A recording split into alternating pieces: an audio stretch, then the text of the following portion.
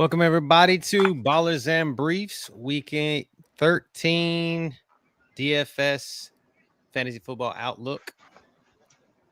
What's up, buddy? What it do? We are back. We decided to give Brad the night off. He is on vacation. So have fun, Brad. At Disney. So Bill and I are here to hold it down. Hold it down, we shall. Full-fledged slate. Nobody on bye. Slam packed. First thoughts about Thursday and Friday's games. What did you think? I nailed it to the fucking T. Everything I said was 100% accurate on this podcast, and I almost won 50 grand because of it. So y'all should have tuned in. Y'all should have rooting for listened you, if you man. weren't. I was there, dude. dog. If A-Chain does not score a touchdown, I minimally make $20,000. Minimal. That's what's crazy is that falling into the end zone just late. And I'm gonna scale it back and apologize to Tua because Tua showed up in the cold. I don't think he did. They're over 300 yards passing, yeah, man. I don't think he did. I saw the over 300 passing. It was all bullshit. It was all dump offs to A-Chan. It was all dump offs to Jonnu Smith, and it was all in garbage time. Then boys put up 11 points in 4 quarters. Like I was going to tell everybody, do not get duped by that 300-yard game because it was all garbage time. It was all garbage yards, and I'm not gonna lie, my man looked terrible. And they were all crying the whole time out there. You could see them freezing to death out there. It was cold. That team cannot play in the. That team cannot play in the. He was giving garbage time yards. He was giving maybe 150 of those yards in garbage time. Yeah, he completed maybe one good pass to Tyreek Hill that was more than 15 yards. They are atrocious in the cold. Like, and I heard this yesterday. Just think about this. What other teams are in the division with them? New York Jets, New England Patriots, and Buffalo Bills. What all three of those teams have in common? They all cold. They're cold places. If y'all remember last year, I think it was when it hit December time, Miami lost every single game. They're going to lose every game in the cold. They're just not. Do not be duped by that 300-yard game. It was not a good 300 yards. Nah, it wasn't. It was not. He had to bail them out, and if he didn't, I win 20 grand. So fuck A-Chain. He was eating up and down the field. I was up 600, but stupid Tyrone Tracy couldn't get me 30 yards. I needed 30 extra yards from that dude, and I win $600. And I'm so pissed.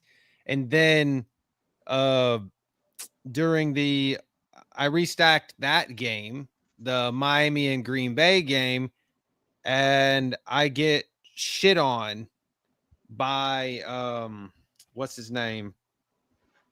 Who was it? Jaden Reed. Yeah, Jalen Wright. I thought Jalen Wright was actually going to see the field. I just had him over 15 yards, right? 15 yards is all I needed. I needed one of those dink and dunk bullshit plays, little option, little stretch play, something. 15 yards is all I needed from that dude. I wish you would have got it because that would have been some time that fucking A-Chain was not on the field. Because, I mean, I went Bo Melton less than 8.5 yards, A-Chan over a half a touchdown, the Tavion Wicks, who, again, if anybody's playing that guy, you shouldn't be playing that guy. Even with Romeo Doubs out, that dude still doesn't produce. Josh Jacobs over 93.5 yards total. Xavier McKinney, the corner or safety, which the Giants are stupid for letting him leave, over 5.5 tackles. And then Malik Washington, that's the other guy. That dude that I'm like, when I saw him catch that one pass for 8 yards and they needed him for less than 6, I was like, this is just the way this game's gonna fucking go. Like this, Oh, nobody is out here ruining my prop. lineups. No, that game was literally a Vegas game, bro. Oh, Everybody under the sun probably bet on the under of Tua, and he throws for 365, and it's the ugliest 300 yards I've ever seen in my life. and talking about Vegas game, I didn't catch the whole game yesterday, the Vegas and Kansas City game, because I I didn't see lit- any of it. literally thought that game was a nighttime actual game, I didn't. and it was at 2:30.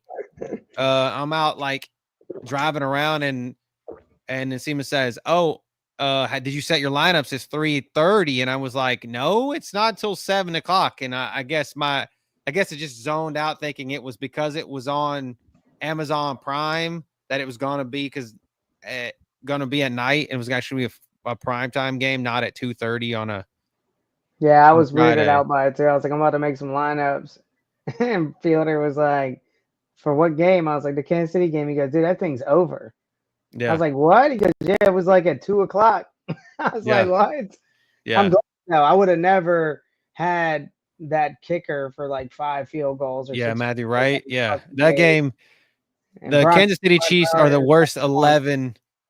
Yeah, they Kansas City are. Chiefs are the worst 11-1 team I think I've ever seen in my life. It's them and the reps beating everybody Yeah, that in last Vegas. play, Aiden O'Connell was driving down there, was in field goal range, and what do the refs do? The refs do what the refs do: throw a flag, Yep, let the Chiefs win the game. So that that's what it sucked. is. That sucked. But I think that this slate, and by the way, I am glad the Bears fired their coach. You Nice. saw they fired him after All I that know is I called dumbest that. I called that Caleb bonehead shit. Williams, Keenan Allen, DJ man, DJ DJ Moore. Moore. That was my 3 stack. I brought it back with Laporta. I was in 60th place with Jaden Reed and Josh Jacobs left to play at the nighttime. And as soon as the game started, it was all Jacobs and Reed. Touchdown to Reed. I went to 10th place. I was making 2 grand. I was like, oh, this is easy. I look at everybody above me. There was one guy I could not beat. He had the same lineup. He had the same 2 people left as me, but he had 5 more points than me. So I couldn't beat him. Everybody else either had just Jacobs or just Reed. Yeah. And I was like, well, I'm going to pass all of them naturally from the volume. Every time Reed gets it, I'm going to pass the Jacobs people. And every time Jacob gets it, I'm going to pass the Reed people. So I'm guaranteed 20 grand. And it was climbing. I'm making 6K at one point, and the next thing you know, A-Chain scores towards the end of that game. And all these new Well, faces come into the fucking top, that dude. Tua bullshit, like I mean the Tyreek Hill bullshit, like tipped pass touchdown. That was some bullshit. Yep. Um, It all slowly fucked me. That dropped me to 30th, and then the last drive of the game, he just throws it to Jonnu Smith 5 straight times for like 70 yards, and that dropped me to like yeah, 60th, that hurt 70th. me. And I'm That hurt like, me in season long I was like, that's ridiculous. when my opponent had Johnny Smith, and I had Sam Laporta and Jake Bates, the kicker for the Lions.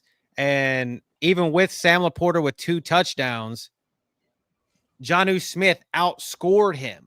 And Jonnu Yeah, Smith didn't even have a touchdown. It was that just shit dink fucked and me. dunk. Just because eating Dink and dunk. volume, you're down 19 points, bro. The game is over. Why are we dunking on fucking Jonnu for 70 yards in 20 seconds? Yeah. That's what I'm saying. Like his passing yards were fluke, man.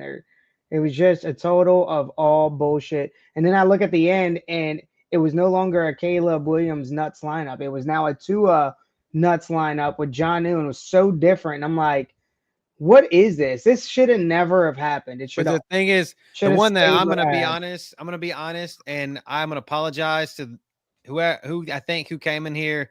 Yo Cheeks maybe was who came in here the other night and was talking about he had Rico Dowdle. He asked if we should play Rico Dowdle, and I was like, you could play him, but play him at your own risk. You had to have Rico He Dowdle broke to the be in the slate. nuts. Yep, he broke the slate. But that was because the Dallas Cowboys have not had a 100-yard rusher since the middle of last year. So that was me and that guy's difference that I couldn't pass. He had Yeah. Dowdle and I didn't. So I had Montgomery and he had Gibbs. So I had more points than him in that area, and he had more points than me on Dowdle. So he ended up just being naturally like 4 to 5 points ahead of me, and I Yeah. couldn't beat him. And I was Yeah. like, that sucks. But I'll take 20 bands, and then fucking A Chain had to ruin it. So when I see dude, he owes me money. Yeah, he did it. It was funny. I was watching that game and I was like, he wasn't wearing the Guardian cap. No. I guess people were done. He was done getting fried, and he's like, all right, I can take the Guardian cap off now. But he was not wearing the Guardian cap. And I'm like, why would you not be wearing the Guardian cap on that concrete feeling ass frozen field up there? So, but yeah, Thought I had another one in the books, boys. That was like late fourth quarter, man. I was in top 10. yeah. I was like, this is it. It was I I make know, man. all the monies. When you sent me that out, I was like, we were hyped. We were hyped. And Seaman was in first. Seaman was in first like the whole time, like on and she's like, I'm about to win this shit. I'm about to win this shit. And that bullshit at the end, like Garbage with time, bro. You're yeah, just they letting killed these us. It guys just started like throw the ball, man. dinking down, and I'm like, but everybody we pretty much called. I talked myself out of scoring a touchdown, and they end up scoring a fucking touchdown, and I'm just like, I mean, trust me, when that first game started, I was like, I'm fucked. I was like, this dude is thrown for 30 yards. They don't even have a first down in the entire first half.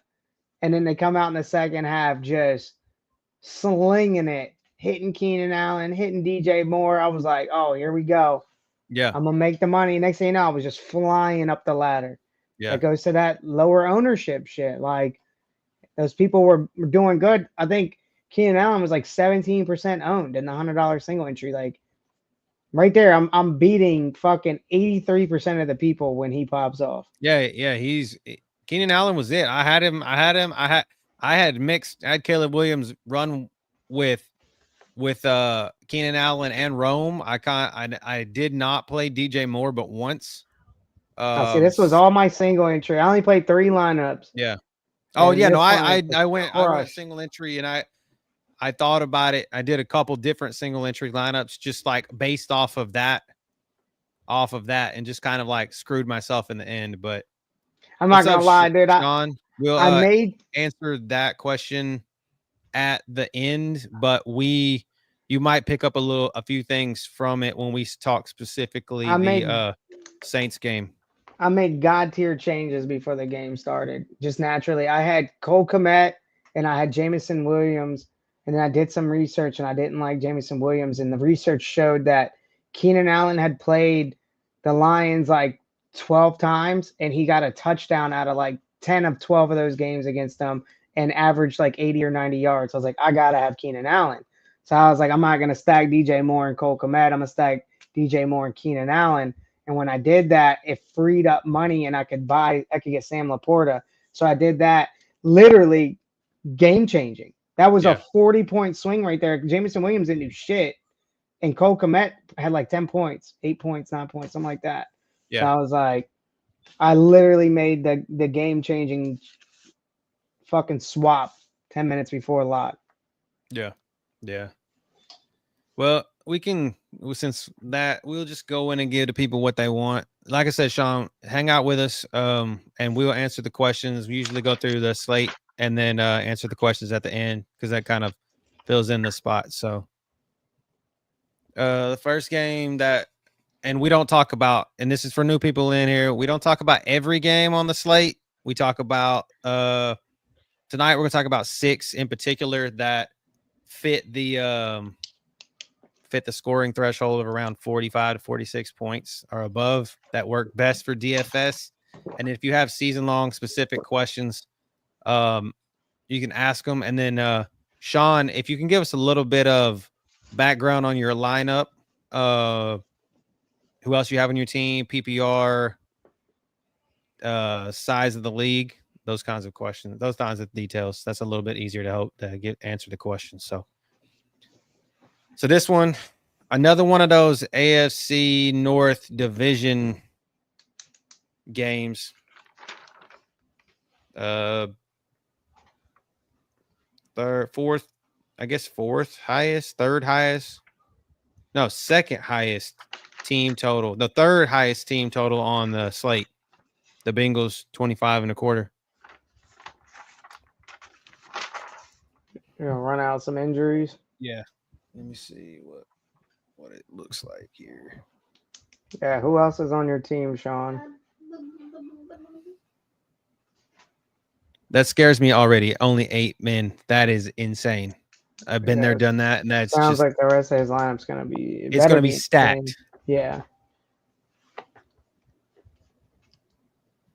Let's see. Okay, so for the Steelers, their number two pass rusher, Alex Highsmith, is doubtful with an ankle injury. Some depth corner, Corey Trice is out with a hamstring, and then Montravius Adams, I believe he's like a number 2 defensive tackle, is out with a knee injury. And then for the Bengals, Orlando Brown, their number 1 left tackle, he was a full go in practice, but he was questionable with a leg injury, a fibula injury. Kick returner Charlie Jones, doubtful with a groin injury.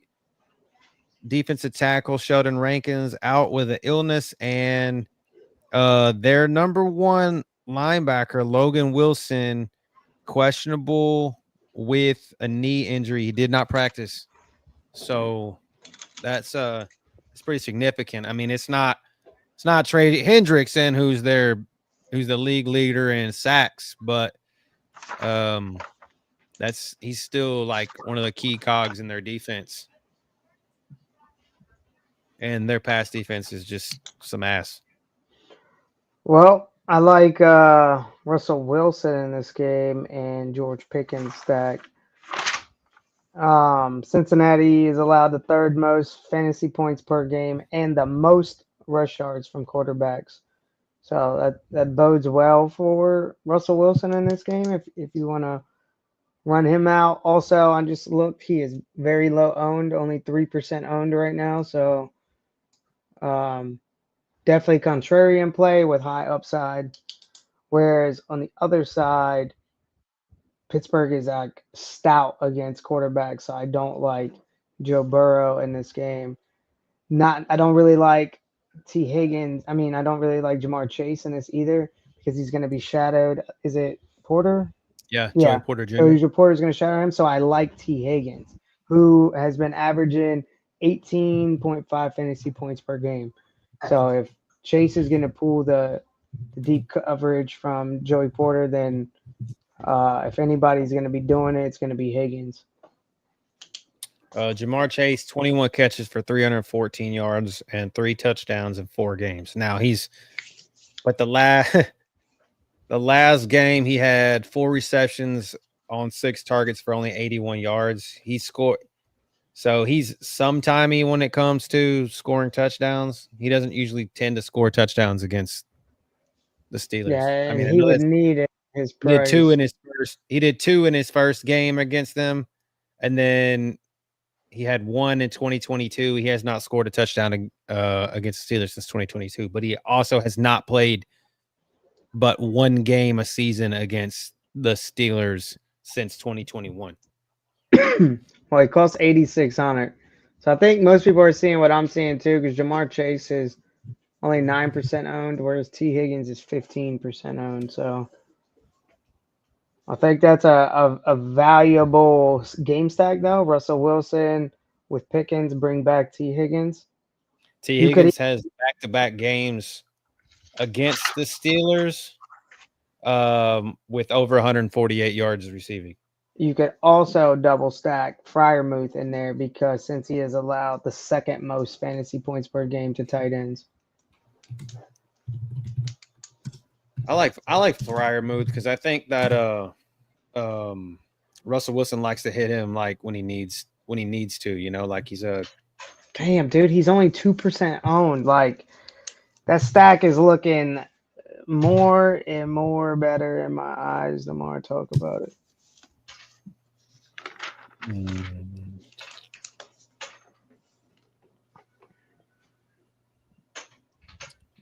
me see something. Fryermuth.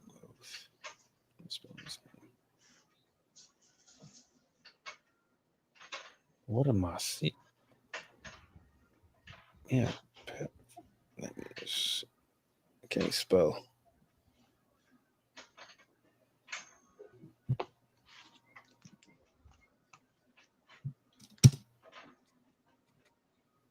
I mean, okay, so Freiermuth has 29 catches for 336 yards and 2 touchdowns in 6 games. So he went the last time they Like played. 50 yards a game.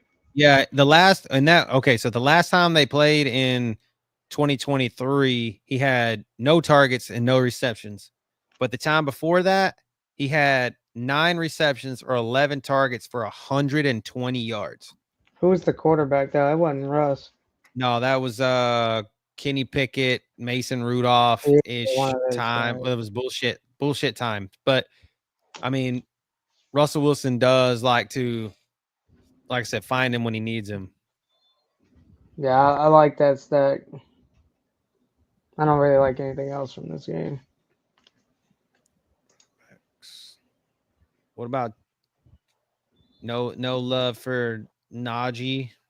Actually, the Bengals are actually pretty good against the run, though. I Yeah, forget I was about gonna that. say they only allow 4.1 yards per carry, It's and only Brown. one rushing back has rushed for more than 70 yards against them. So Najee's a high volume. He's gonna rush a lot. He's gonna get handed the ball a lot. If he can do something with it, great. I definitely wouldn't play him on FanDuel. Yeah, I don't think you're gonna get what you need from him. Najee. 80. He has a touch. He averages a touchdown every game, though. But that's 2. He's had 4 rushing and 1 receiving. So, but he doesn't like super get the I mean, he's about 1. He went 3 games without a touchdown, and then 2, 1, 1. So he's had 1 in back-to-back games last season. He's only 4% owned on DraftKings. If anybody considers him, I'm just not going that route. Yeah, I don't think so either. I think that there's probably, especially at what you can get him for 66,000. I think there's better value at that price point than Najee Harris. I think personally, you get somebody else we're gonna talk about in the next game. I think for cheaper, like Gus Edwards. Yeah, value. Yeah, but I think the Bengals win. I think the Bengals win. I think they cover this score actually too. Damn, that's tough. I'm actually going to go with the It's in Steelers on Cincinnati. this one. I know it's in Cincy. I think that's the only reason they're favorited. So I'm going to go with Pitt on this one. But I think it could go either way. See what the weather says. Whoever wins, it's going to be by a field goal. Tomorrow kickoff 31 degrees. No precipitation chance, so it'll just be sunshine and a cold. So that's really not gonna matter with these two teams because both of them are used to playing in the cold weather. Yeah. So this is one that surprised me that it's so damn close. Like, it's the point difference. Chargers at Atlanta. It's a West Coast team traveling to the East Coast, playing in somebody else's building. This Time one's got zone. big score potential. That's for sure. I just think the problem that scares me here is like this is it's like I said, it's a West Coast team traveling to the East Coast. You know, like the time difference. The Yeah, but they time do that a swap. lot, dude. I don't play a factor in that, but I think if this was in LA, they'd be like 7-point favorites, and because of that, I gotta I got to roll with them on the punches here that they're the better team. Plus, as a Saints fan, man, I think we're still on the outside looking in at playoffs. So I need Atlanta to lose. I mean, everybody sees this with Justin Herbert doing what he's doing lately, and he's the highest owned quarterback on the slate by a wide margin. Yeah, he pisses me off though because I played him when he was sneaky, like 3% owned, and they kicked like 8 field goals that game. So I know the potential he has to bust. Therefore, I'm not playing him, but he made it to my sheet, and that's because the Falcons allow the 7th most fantasy points per game to quarterbacks. So In a rushing first offense, like his offense that he's in now is a run first offense. I don't know if they go that way though. I know, I'm just saying. I'm using this as justification. It's a run first offense, and he's had back-to-back games of over 200 passing yards in a run first offense. And he's had 3 straight games of at least, like, he had a 32 himself had a 32 yard game on 9 attempts with a touchdown, 65 yards with no touchdown, and then 29 yards with a touchdown. That's the problem. Like, he's getting in the last 3 games, 2 out of 3 games, he's scored running the ball himself. Yeah, he's got potential. I don't knock the play. Like I said, he made it to my sheet. I just probably won't go there because I think there's better spots and because he had the chance to shine for me and they kicked 5 field goals. So I know that's a potential, and I know that is a potential against Atlanta when everybody's on them. What do we say about Chalk, dude? Chalk usually fails. They bail. And he is highly owned more than anybody else. It's just because he's so damn cheap. Like, his price value. He pops off this week. He's gonna be in that 6,000 plus range next week. I'd rather play Ladd McConkey by himself than run Herbert. I mean, Ladd McConkey's the highest owned wide receiver on the slate. Damn. Because Quentin Johnson can't catch shit. Like, dude, he'll catch the touchdown when you don't got him, but when you got him, he can't catch anything. Yeah, can't catch a cold right now. Like, again, he's back to the drops that he had last season that everybody said he was trash for. And you can't trust Josh Palmer enough because Josh Palmer gets catches, but he doesn't get enough catches. The guy even though that the Falcons are okay against the pass, the only other guy I trust in that passing offense is Will Disley because he gets so much volume. Volume. 4 catches in 6 of 7 games. I run him as my captain. Atlanta allows 4 catches at least to every tight end. So volume will be there. So, like, I think volume will be there for Ladd McConkey too. But if he's the highest down, which it's looking like, you know me, I'm getting different. Yeah, maybe so it's like a Quentin Johnson game, or maybe it's just don't fucking touch the game. The Quentin injuries, Johnson 3% owned. No J.K. Dobbins out with that knee injury. Their starting safety, Alohi Gilman, is out with a hamstring injury. One of their corners, Cam Hart, out with an ankle. Backup linebacker, Dayon Henley, did not practice and is questionable with the calf. And one of their starting linebackers, Denzel Perryman, is out with a groin injury. And then for the Falcons, damn, they put a shit ton of people on their injury report, but they're all good except for 2. Mike Hughes, one of their corners, out with a neck injury. And then Jace McClellan, depth special teams running back, out with a knee. So nothing that's really of note for the Falcons.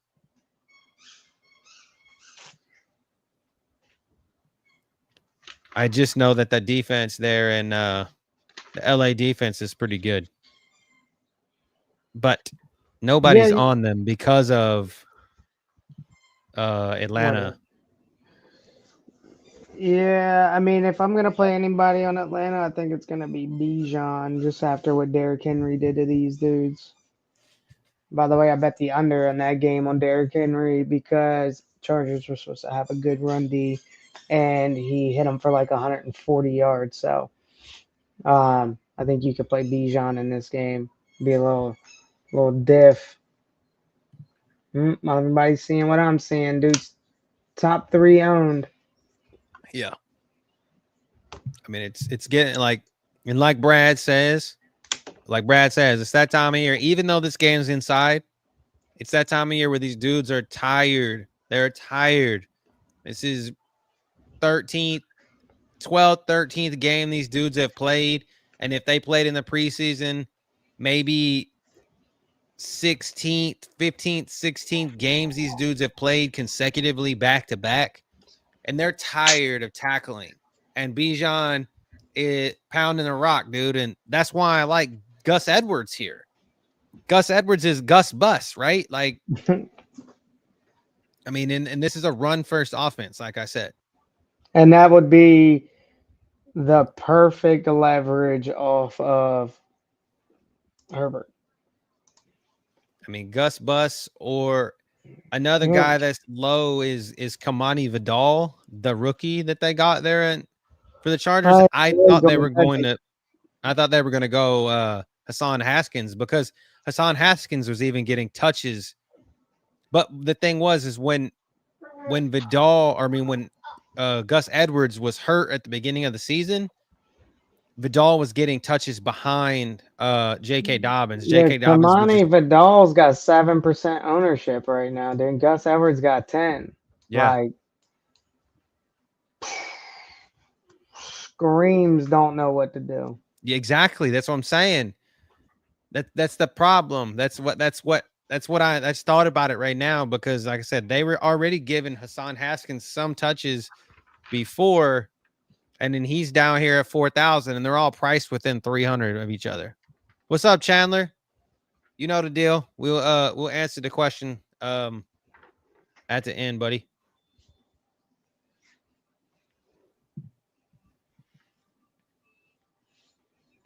But yeah, dude. You can move on past this one. I think the I'm gonna give it the Chargers. I think the Chargers win too. I just didn't think it was going to be like. I have a feeling that this game either goes it booms really high or it never reaches this, and it's because Field goals. Atlanta doesn't score in their home in it at home. So this one, it's only 45 points, but I don't really know exactly what this is more for other people's advantage, I guess, because I don't really know what exactly anybody would want to touch in this game at this point. All I got is Marvin Harrison Jr. So injuries that matter for the Cardinals. Everybody's questionable, but everybody played, so I'm not even going to go over the list. For Vikings, no Josh Oliver, so who their number 2 tight end. So that gives you they run a lot of 12-man personnel, so that's a lot of Hawk, and you'll see a lot more Hawk in that case. Their tackle Cam Robinson questionable, but he's good to go, and then backup safety Jay Ward out with an elbow. So They're pretty good against the tight end, and Hawkinson's the second highest owned tight end with high ownership. yeah, Like sometimes I don't care if somebody's the second highest owned. It just depends on how high they're owned. But 15% for a tight end is extremely high.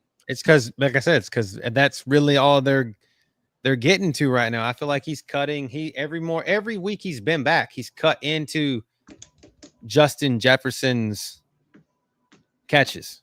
I'd rather see Danny Dimes start than Darnold. I think he'd be a much better quarterback to Jefferson.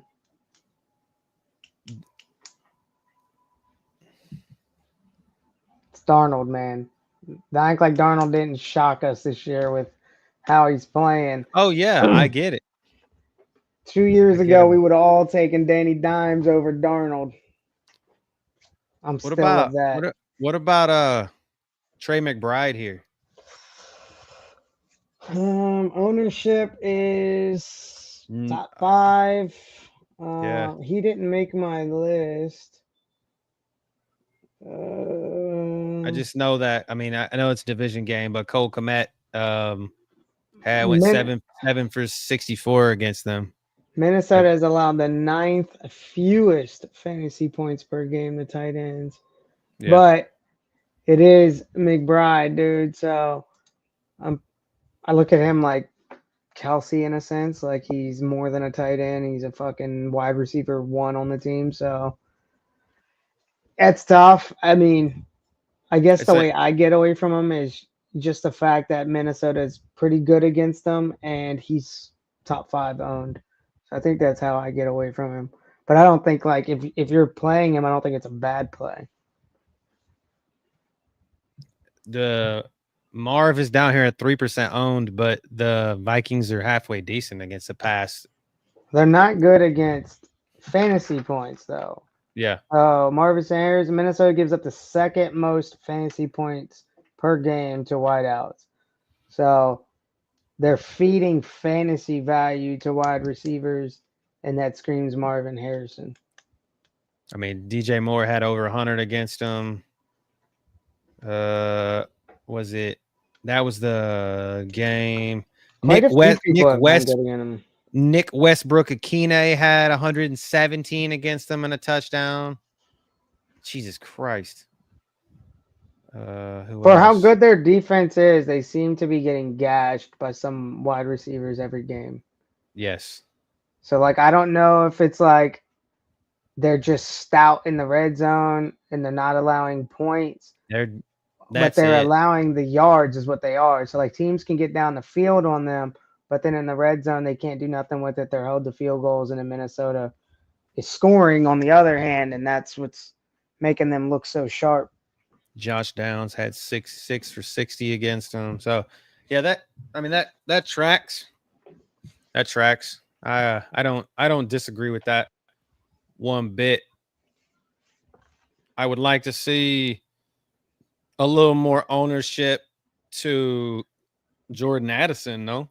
I think Jordan Addison is a good sneaky play on this because of just the bottleneck that it is of everybody always plays a Justin Jefferson now. I know Justin Jefferson people say that he's the best receiver in the league. Now I'm not going to argue with that. I take that or leave it, whatever you want. But I mean, Jordan Addison's coming off a 120, 162-yard 160. game. Yeah.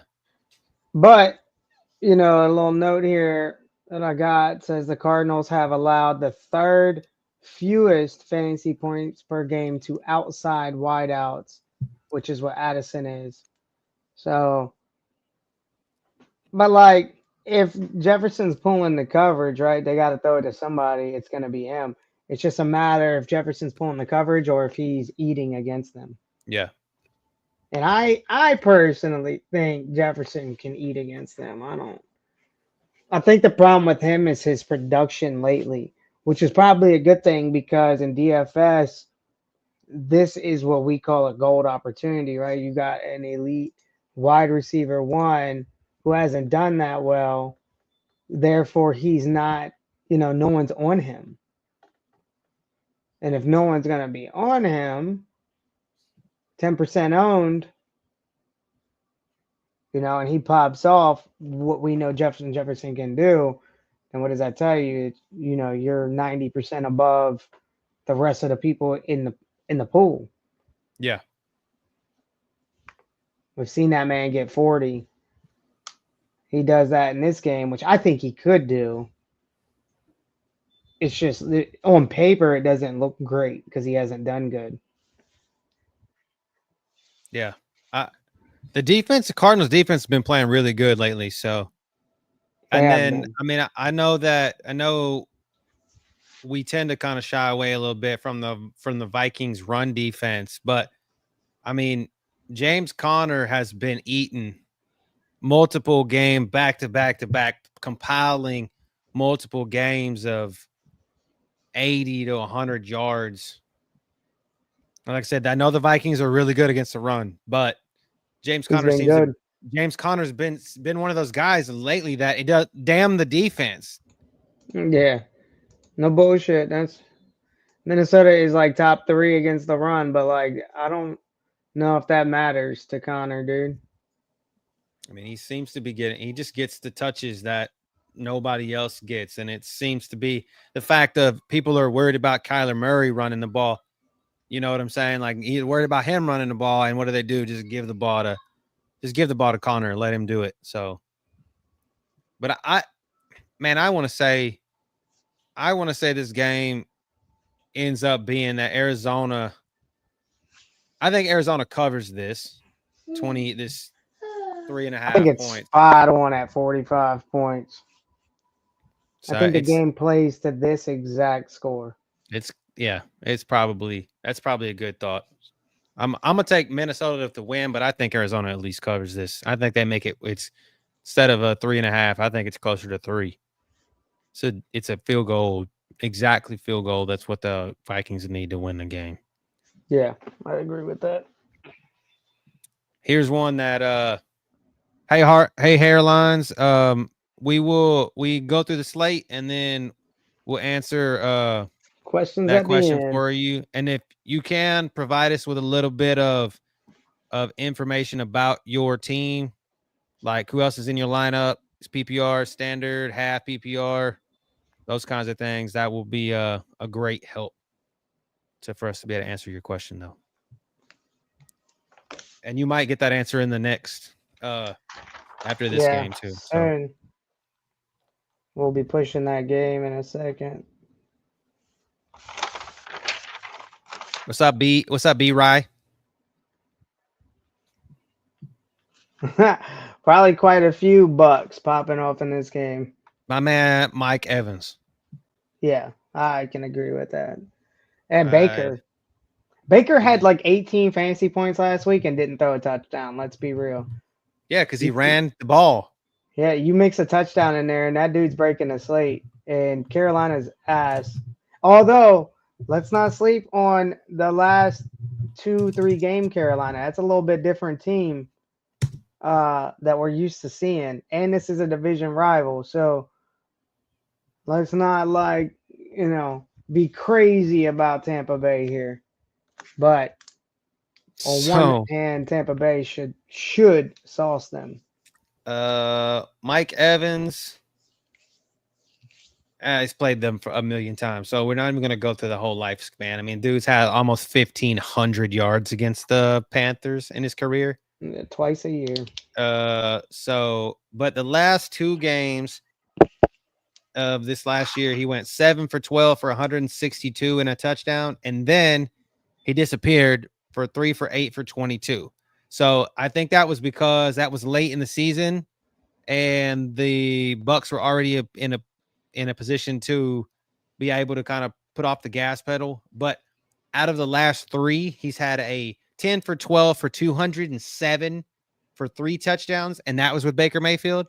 And then he had 7 for 12 for 162, and that was with Baker Mayfield. And obviously, what does that mean? There is no Chris Godwin to take catches from him. The only guy that's going to take catches from him is Cade Otton. To be honest, though, we got to – like this game, you got pros and cons everywhere in this game. Like I said, Carolina, one of the cons is Carolina has been a different Carolina their last 2 or 3 games. The pro here is like it's Baker, it's Mike Evans. Like they're going to connect, they're going to score points. But nobody's on Baker. Nobody's on Baker. Another con in this game, it's also a pro, however you want to look at it, is Bucky Irving should eat in this game. Carolina allows the most fantasy points per game to running back. So that can be a con to Baker and Evans upside if they just gash them running the ball. They don't need to Bucky Irving and Rachaad White is still getting the touches. He may not be doing it all like Bucky Irving has been lately. Bucky got 16 touches back-to-back weeks. That's all I need. Yeah. Give me that 16 back-to-back, and he's gashing them. But that's what's scary, right? Like if he's Rashad White had eating, 12 for 37 last week and a touchdown, and then he had. That's what I'm saying. So both of those guys are getting double-digit touches, and they're still putting up double-digit fantasy points. so how many fantasy points can go around through Baker, Evans, Bucky, and White? It's not enough. It's not enough to feed everybody. They need to pull in this game. If they're gonna play, they need to play up, and they need to play like Detroit has been. They won't though. It's not their script. So Yeah. this is a mass enter type game. This is like if you're mass entering contest, you want to have pieces of this game. You want to have Bucky. You might want to have some Rashad White in like Millie Maker contest. You want to have Mike Evans. You want to have Baker. But if you're doing single entry, you got to guess it, man. You're going to have to figure it out because it's not going to be all of them. It's going to either be Evans or it's going to be Bucky. So a little bit of injury information.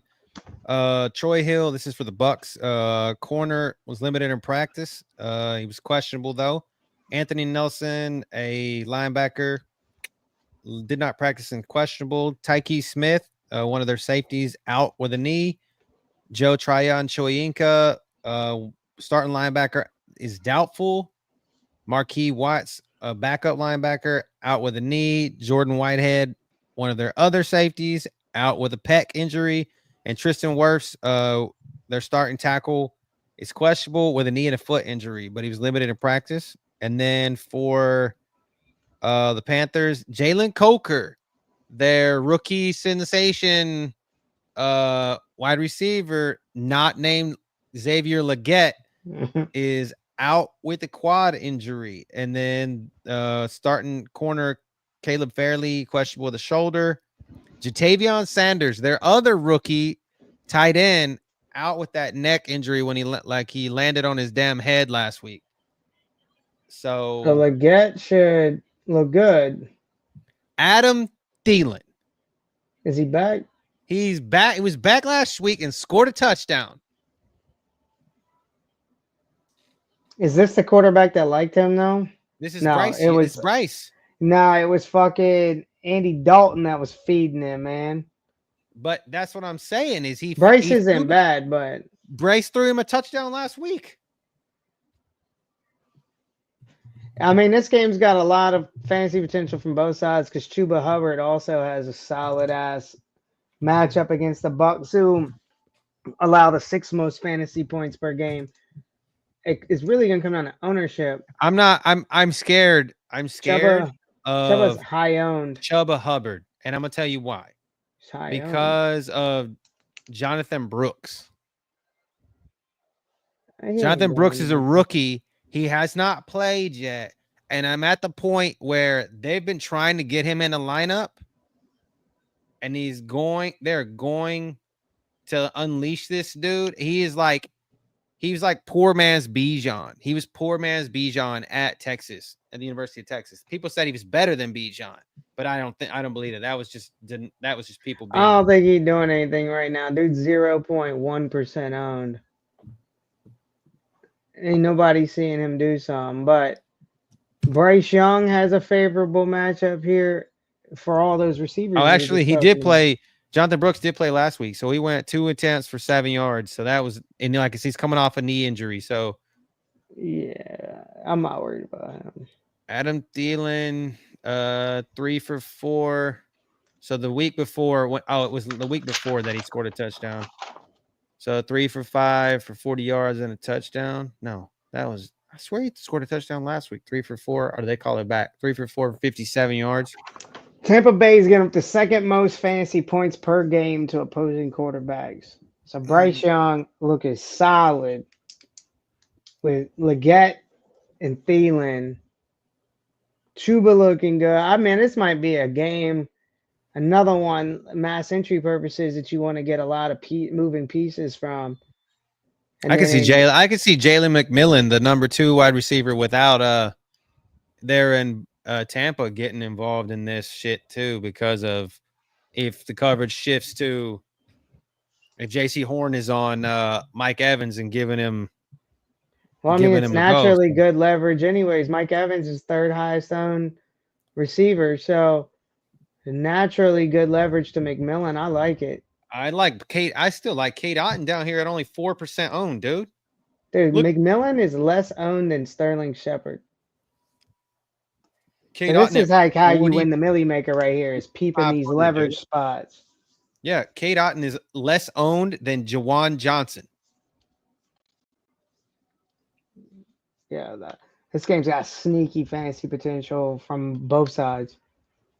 What is Bryce Young's ownership? Because if Tampa's allowing that much, you don't even need to stack him necessarily, man. You could just run him naked. Right at under 5. Him and Baker are neck and neck. Sub 5% on and Baker, dude. Yeah, that's too many people focusing on the wrong game, and this is easy to feast this weekend.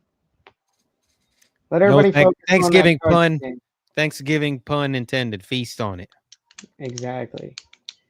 This was a good. I mean, I love Thanksgiving slate. I knew I was gonna crush. Yeah. This looks like I'm a crush too. I'm not even gonna talk no shit. But if everybody's going to these ugly spots that they're going to, like Anthony Richardson and Justin Herbert, this just seems easy. Yeah. You can get more value and essentially more fantasy points from. And they just think that they're afraid this game's going to play lower than what it looks like. Like I said, the con earlier is Carolina has been a different team lately. They've played solid football. They haven't been getting dogged on. But given fantasy points per game stats for both teams, it's on paper screams play these players from both sides. Yeah. I mean, Bryce Young is 4,700. Dude's got to essentially get you 17, 18 points to win the Millie Maker. That is not hard for him to do in this game.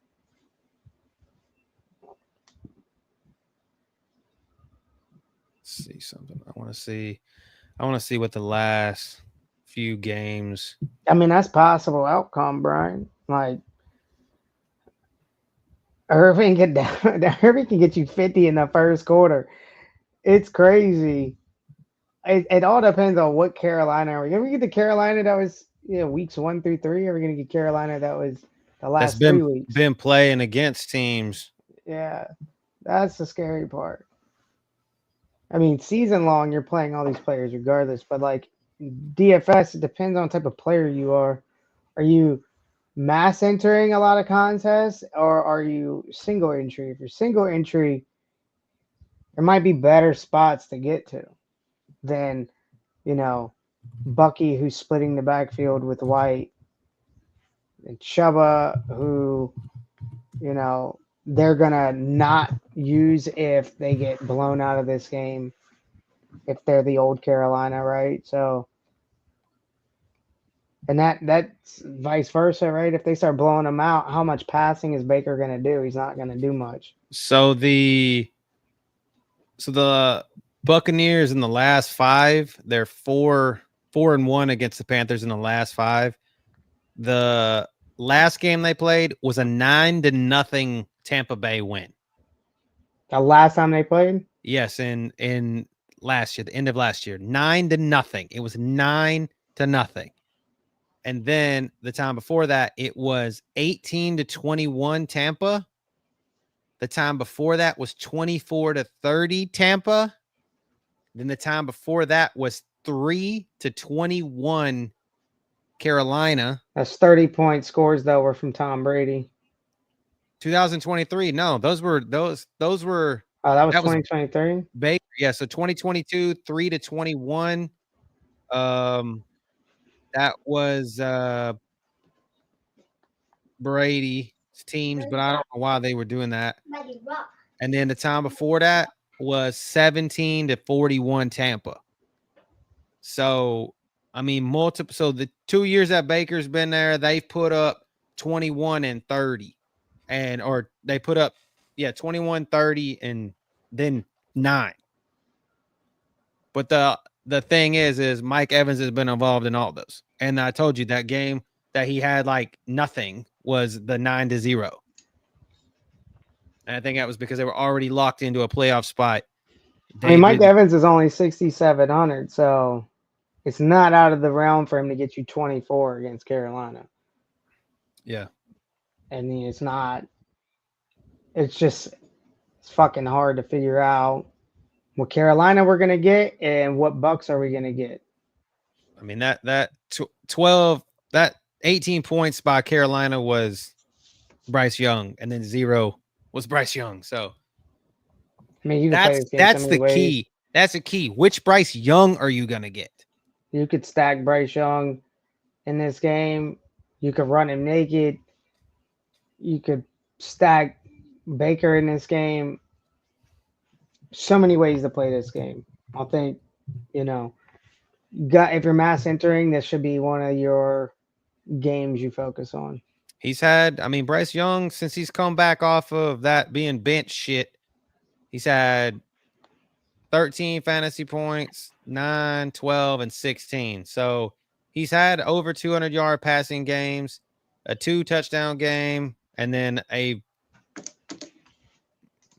had, I mean, back every week he's had at least 1 passing touchdown. So that's, and I'm gonna look this at, and that's at PPR scoring. So, and then it's roughly the same scores in DraftKings, because sometimes, it's weird, different. So, but yeah, I think Tampa Bay wins this game though. Yeah, I agree. Plus, they have more to play for than right now than Carolina. Yeah. So this one,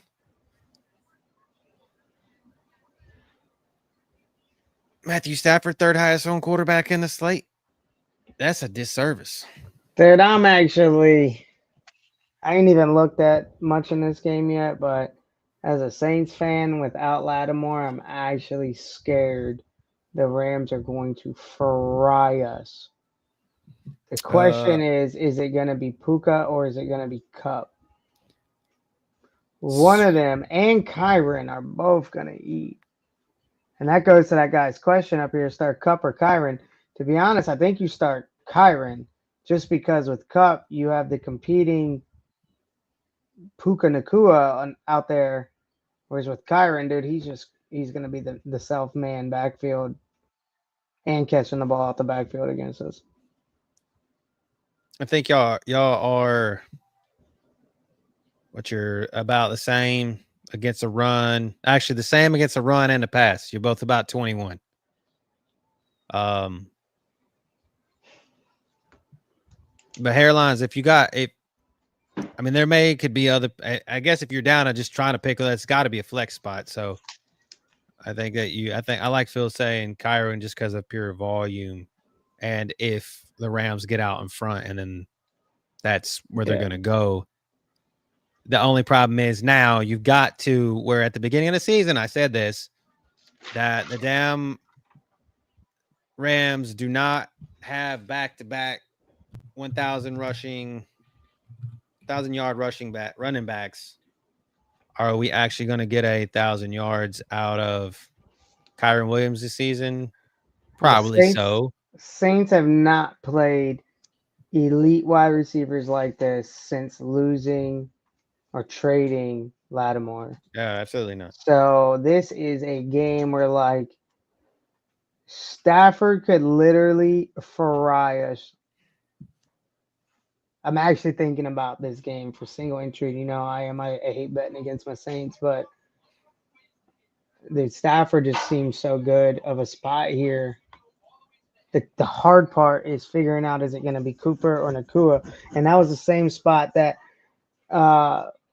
Fresh was in last week, and I was telling him you should probably go Puka. He wanted to go Cup, and I think it was Puka that he should have went to. I think Puka ended up with more again. Yeah. Dude's averaging like 18 fantasy points a game, dude, since he's been playing. It's crazy. How much is he? What's his ownership? So second highest owned receiver, dude. So a little bit of injury issues. Nick Hampton, backup linebacker for you guys, or no, for the Rams, excuse me. Question with the tricep. They thought they were going to get Tyler Higbee back, but he's still out with that knee injury. Alaric Jackson, who is a tackle, did not participate and is questionable with a foot. KT Levinston, another tackle, out with an ankle injury. And then for the Saints, Teno Compasawa, defensive end, out with a Achilles or questionable with Achilles injury. Your center, Eric McCoy, did not participate. Is questionable with a groin injury. Lucas Patrick, your guard, out with a calf. And then Jamal Williams, you might get Jamal Williams back, but I don't give a shit about Jamal Williams. My thing is this is everybody's gonna flock to Taysom Hill. He's the highest on tight end on the slate. Exactly. And that's because LA gives up the 9th most fantasy points per game, and he's just a quarterback, a running back, and a tight end. So you get points from all angles with him. Plus, he's just been feasting lately. Well, I didn't. This will be the week I'm not playing him consecutively in season long, and it was because of Jacoby Myers. I couldn't decide if I wanted to play him or Jacoby, thinking, oh, well, the Raiders are going to have to pass. I'm just hoping that that Taysom Hill lays a dud this week. Well, I called it a few weeks ago. Now it's probably been like 5 or 6 weeks, but I called that through 7 games. He's averaging 13 fantasy points a game, by the way. Taysom Hill. That Godwin was going to fry us because we're absolutely horrible against the slot receivers, and that Lattimore usually locks down the outside stud. So we don't have that no more in this game. So it's tough for me to say that Puka will be locked down and then Kupp will feast on us. But given the history of us against the slot, I would like to say that Kupp is going to feast on us regardless. Just the only con to that is Puka no one's going to be able to lock Puka. Yeah, well, that and no one's going to be able to lock down Puka. So there's no Lattimore out there. So who's going to lock down Puka? If he's open and Kupp's open, you know, it just might be a mixture of the passes going out to both of them. I do have faith in Adiobi, whatever his name is on the Saints, to do good, but one of them is going to have a good game. Oh, I knew you're talking about. But again, it's Alvin Kamara, the highest owned running back here. You got the highest owned tight end and the highest owned running back, which essentially is the same guy. Yeah, you know me, I'm not ever playing Alvin Kamara in fantasy, and that's because Taysom Hill takes his touchdowns. So the times where he pops off, like, I don't know, one of these weeks this year, like, what, 4 touchdowns against Dallas? That's 44. Are you talking about Kamara? Yes. Yeah, so that's one time. I missed it one time in 13 weeks.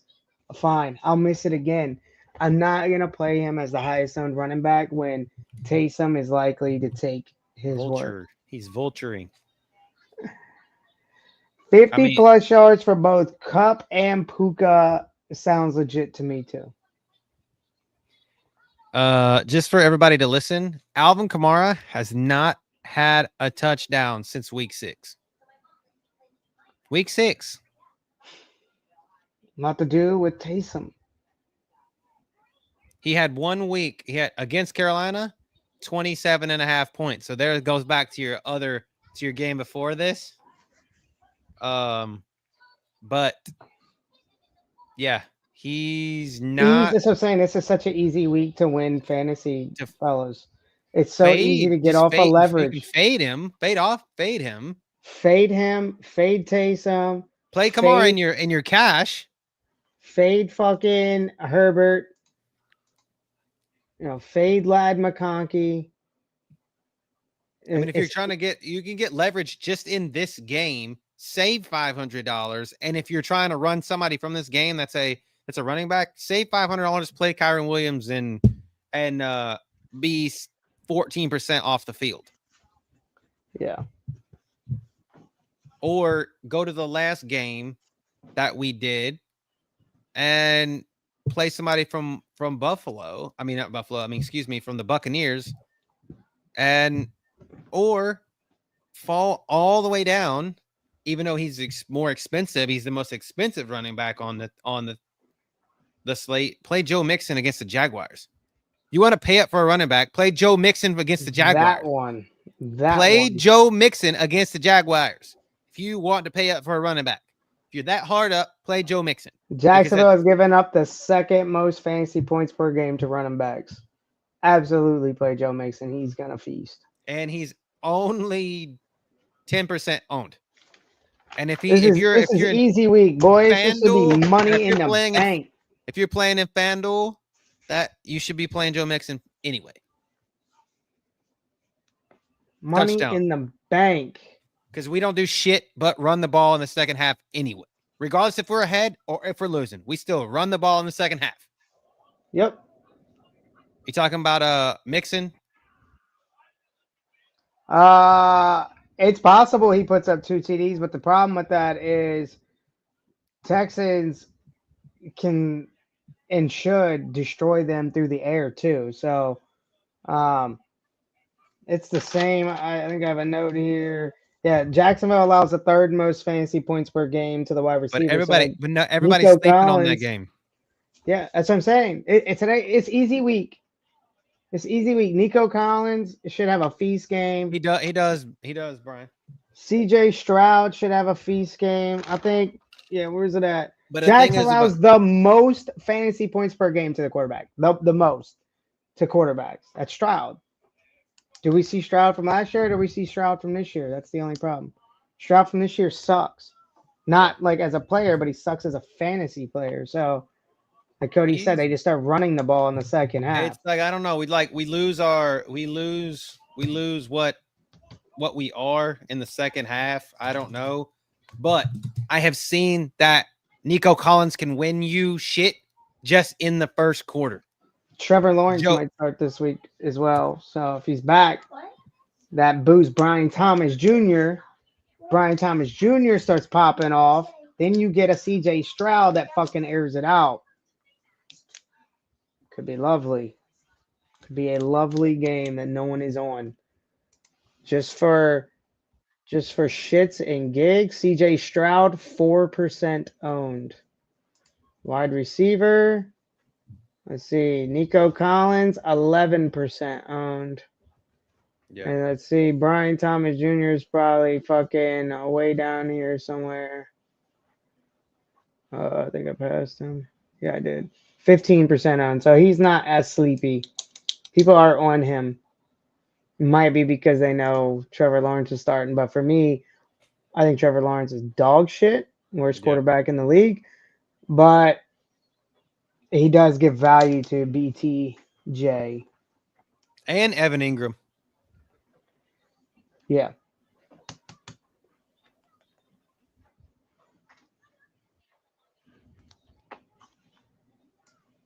Sleepy game. Ain't nobody talking about. It's an early game, so keep that Trevor Lawrence injury information kind of there in your head. Yeah, because you can go past this game now. I think we hit all the value in this one. That one's pretty easy. The studs, play them. Fade Kamara. Fade Taysom Hill. Yeah, and just kind of to earmark that Jacksonville-Houston game. Week 4 against Jacksonville, CJ Stroud 27 for 40 for 345 yards and 2 touchdowns. Ski. Already played this year. Dropped 300 on him. Yeah. And I don't think Mixon was in then, was he? Was he injured? So using that fucking No, that was the game. That was that. I want to say that was the game that he got hurt.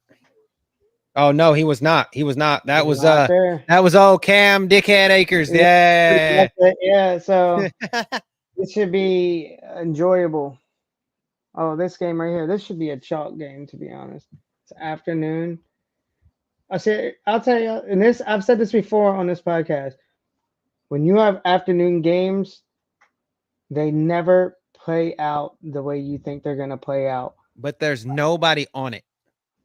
But the people who score in this game are not going to be who you think they are. It's not going to be AJ Brown. It's going to be, Fuck you, Justice Hill. If you ruin my lineup one more time, I'll be so mad. yeah, it's going to be a backup, man. That's who scores in these games.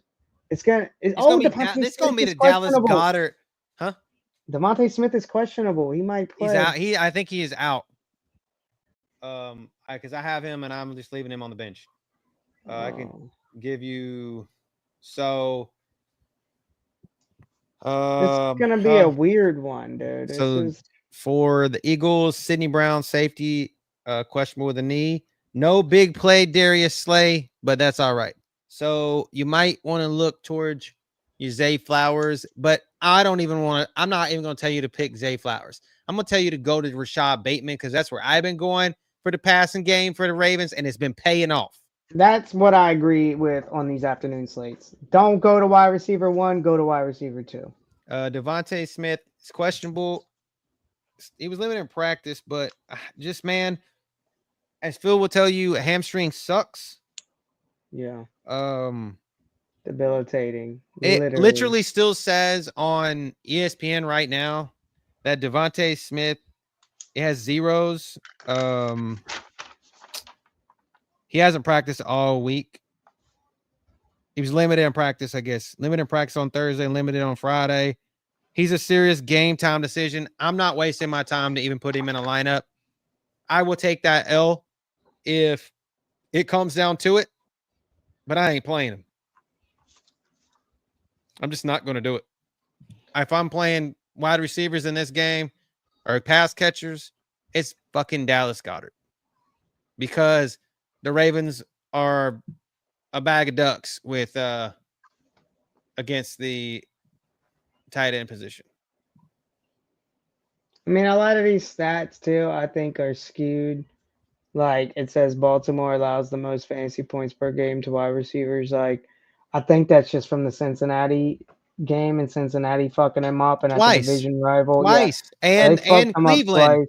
And Cleveland, like Jameis Winston and Tillman. Division rivals did it to them. Nobody else did that to them. Ladd McConkey had 6 receptions for 83 yards against them last week. But like I just said, the tight end position, I played in this matchup the other night. I played the tight end, Will Disley, as my captain.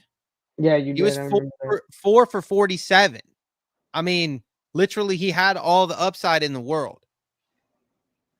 So that's what I'm saying. Like this is Dallas Goedert. This is easily a way to get to play different is to get to Dallas Goedert. I mean, he's 9% owned, and that's what everybody's seeing, right? But I just the passing.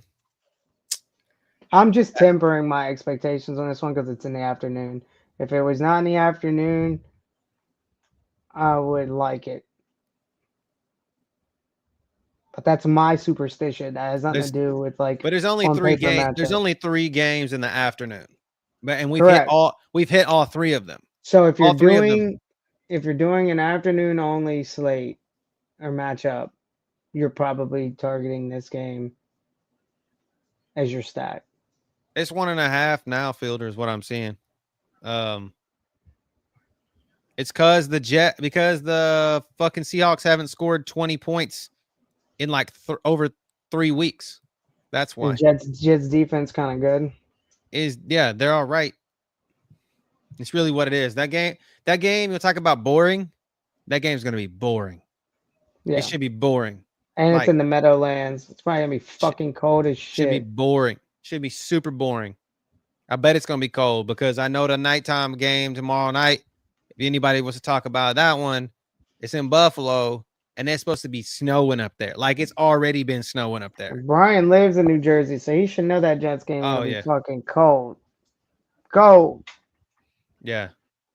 But I mean, I need Saquon Barkley to continue his meteoric rise to fantasy football like dominance.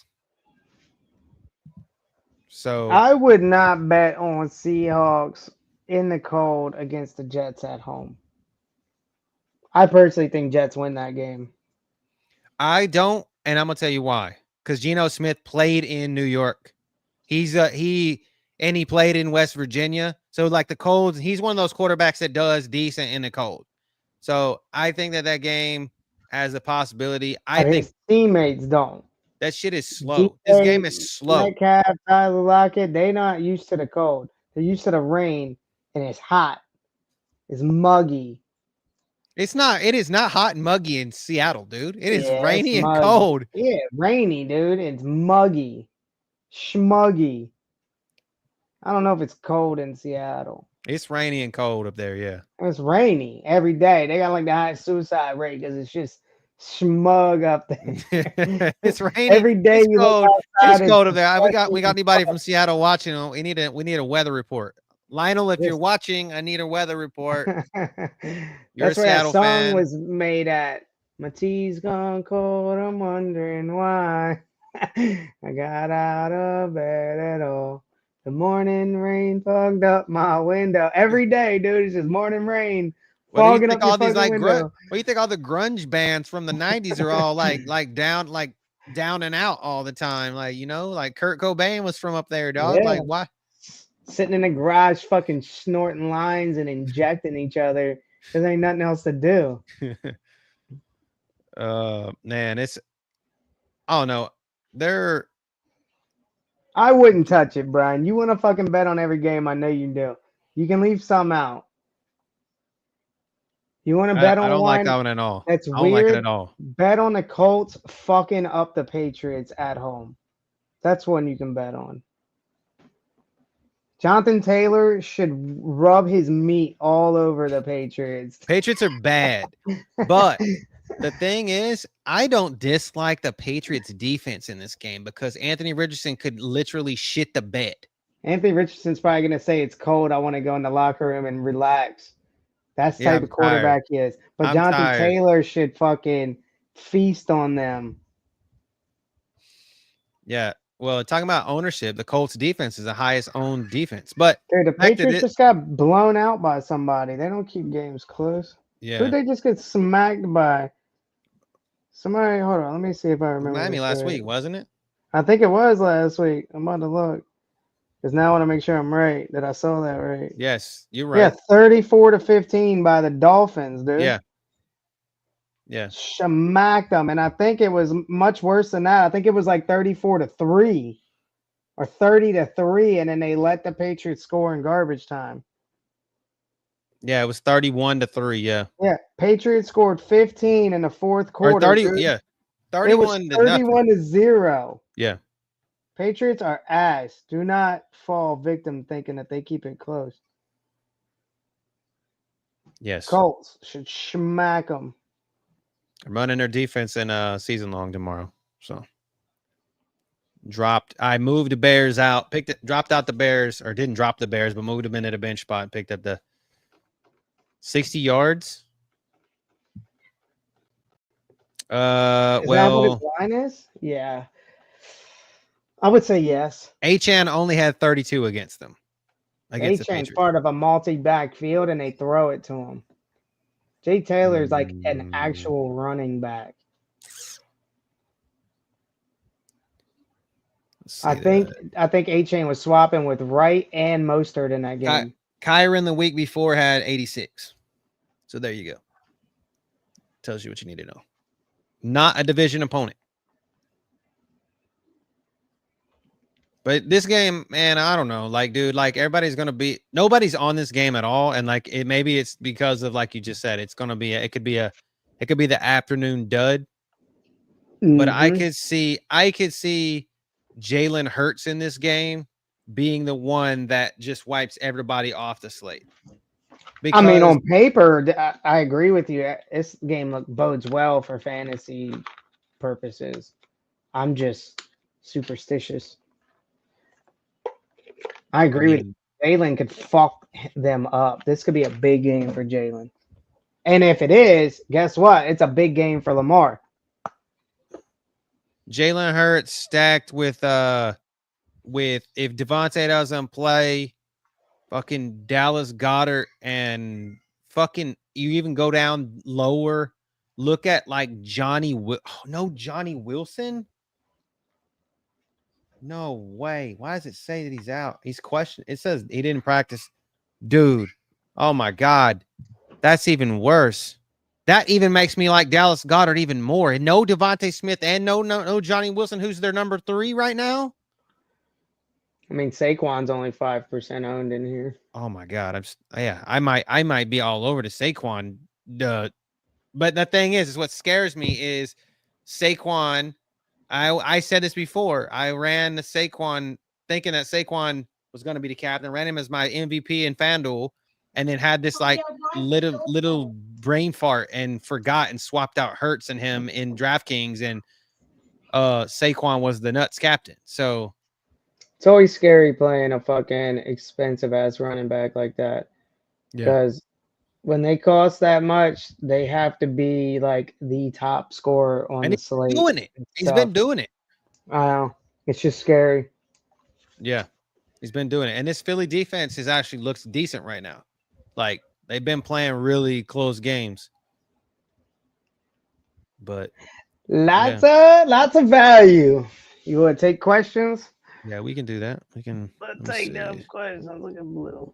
So Sean up here said Taysom Hill or Kittle. Did he give us information? I don't even know who 49ers are playing. He just said that's on. I believe they play on Monday. 49ers play on Monday. They play on December 1st. Oh no, tomorrow night. They play tomorrow night. Against Buffalo in Buffalo in the snow. Is Purdy playing? He's questionable. No Nick Bosa, no Aaron Banks, their guard. And I don't know. Dre Greenlaw, no Diamado. Oh my God, this is going. He's still questionable. Purdy is. I feel like the Bills are just about to massively destroy the 49ers. Yeah, you saw Green Bay did. Absolutely shit on them, but I don't remember how Kittle did. That's the question. Against Green Bay? Yeah, without Purdy, in other words. Without Purdy. I mean, George Kittle's one of those guys you can't really count out because he's quarterback friendly. He had 20 fantasy points, 6 for 6 for 82 and a touchdown. Brandon Allen looks for him. Let's see. Yeah, 20 fantasy points. That's what I'm saying. 6 for 6 for 82 and a touchdown. With that said, I would go Kittle. Because if Purdy doesn't play, it at least shows respect that Allen's getting him the ball and making use out of him. That's what I'm saying. He's quarterback friendly, and I feel like Kittle is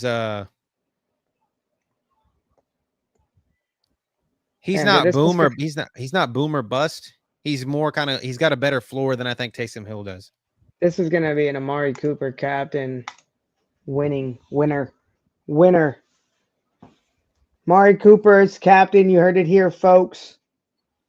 Amari Cooper for the dub, for all the millies. I would play, to answer your question, I would play Kittle over Taysom. I think so too. I mean, if I had Kittle the option to play Kittle, I literally played Sam Laporta over Taysom Hill this week because I thought that I couldn't in my mind think that the production happens another week in a row. I do think the Bills can secure a first half and second half win. Yeah, for sure. Our man Chandler says this is a 3-part question. Purdy or Bo Nix? I like Bo Nix. Who the fuck are the Browns? Oh yeah, Bo Nix. Like Bo Nix. Bo Nix. 6-point pass, a touchdown because he has rushing upside. Where Purdy might not, and it's cold. He might not even play. Yeah, he might not play. It's cold. It's going to be cold. And you don't want to wait for that news and not play Bo Nix because he's gonna play. Well, Bo Nix is on Oh, no, he Monday. plays on Monday. Monday, so he has that. He You has could that. wait. He has that. You could wait. I wouldn't though. I like. I like Bo I think Nix. I like Bo Nix. Just because I don't feel like it's a much I'm better not just question than I 100% thought. sold that Purdy is 100%, and it's in his throwing shoulder too. The injuries in his throw, He gets and hit it's and lands on that, he could be back out. and it's cold. It's cold. You know it's gonna hurt. Yeah, I hated getting hit in football when it was cold. Everything hurt 10 times worse. They say Coach Shanahan says that he is expected to play. Purdy is, but everything can happen between now and then. Last minute setback. I don't know, man. I hope for his sake that he plays, but I like Bo Nix just for the simple fact of the matter is Bo Nix has been playing really well right now. And Yeah, and he was in the Millie twice. I have this feeling that Josh Allen and the Bills start stomping the shit out of the 49ers without I Nick agree. Bosa. He has and Purdy's gonna have to wing it, but I just don't think he has it. And the game total for the Broncos on Monday is higher than the point total that they have for the 49ers. So I like him. And then here with this, Chandler, Easy. I think Goddard. You got to go Goddard here without no Devontae Smith, no Johnny Wilson. They got to score. Plus, Goddard has a good matchup, dude. They allow the 10th most fantasy points per game, so Goddard's got a good matchup. And Ingram is getting the ball thrown to him by Trevor Lawrence, and it may be worse. Who has a bum shoulder too? So not a bum throwing shoulder, but a bum other shoulder.